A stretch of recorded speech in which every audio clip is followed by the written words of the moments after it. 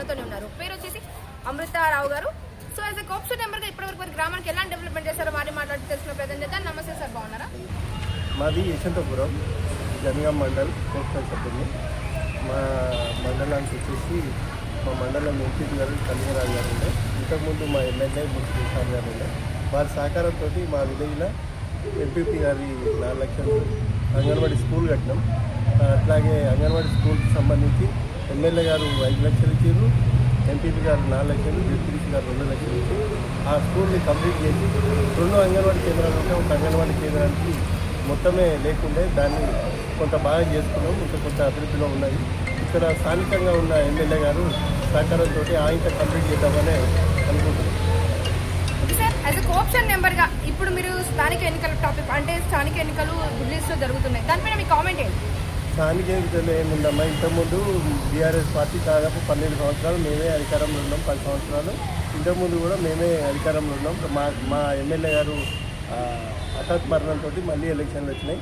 అదే సానుభూతితో ఈసారి కంపల్సరీ ఇంతకుముందు 20-27 వేల మెజార్టీతో ఉండే, ఇప్పుడు 10-12 వేల మెజార్టీతో ఖచ్చితంగా మేము బయటపడతామనే నమ్మకం ఆశగా కూడా ఉన్నదండి.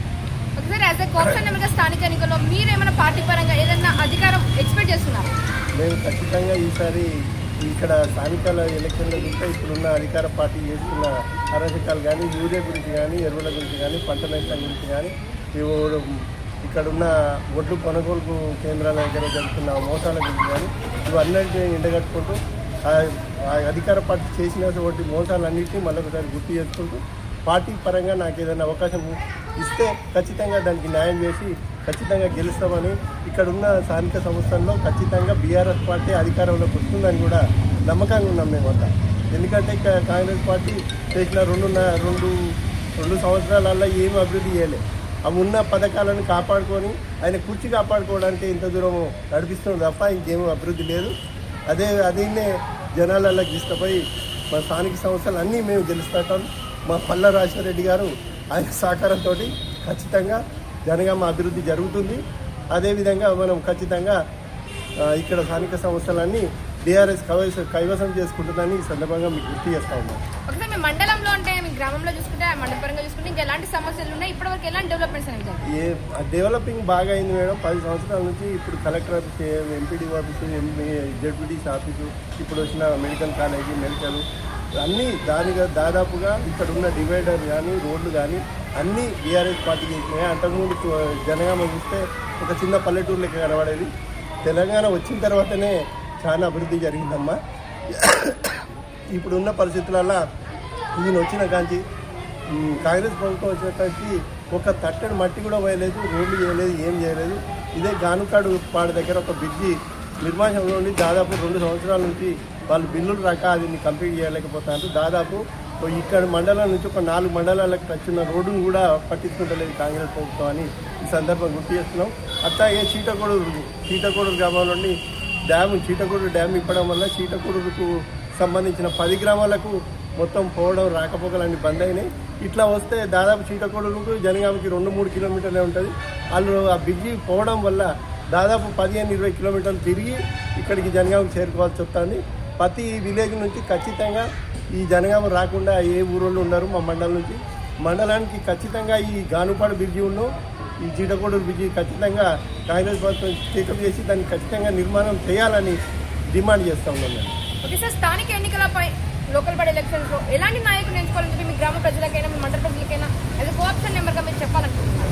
ఇప్పుడున్న పరిస్థితుల్లో ఇండ్లని ఇచ్చింది మేడం కాంగ్రెస్ ప్రభుత్వం. దాదాపు ఊరికి 4-5 ఇచ్చారు. అందులో ఆ లబ్ధిదారులకు ఏమి ఇవ్వలేదు మేడం. వాళ్ళు జాగభూమి లేని వాళ్ళకి ఇస్తే బాగుండేది. జాగభూమి ఉన్నోళ్ళకు మా విలేజ్ పరంగా చూసుకుంటే జాగభూమి ఉన్నోళ్ళకి ఇచ్చారు. అలాగే ఆర్థికంగా అన్నీ ఉన్న వారికే ఇండ్లు శాంక్షన్ చేసారు మేడం. వాళ్ళు ఏదో వాళ్ళ ఇంటెన్షన్ ఏదో మాకైతే ఇప్పటిదాకా అర్థం కాలేదు. అది చూపించుకుంటూ మా ఊళ్ళో విలేజ్లో ఉన్న అందరి ప్రజల దృష్టికి ఇళ్ళ గురించి తీసుకుపోయి వాళ్ళను ఎంతో కొంత చైతన్యవంతులు చేసి బీఆర్ఎస్ పార్టీకి గెలిచే విధంగా పాటుపడతామని సందర్భంగా గుర్తు చేస్తాము.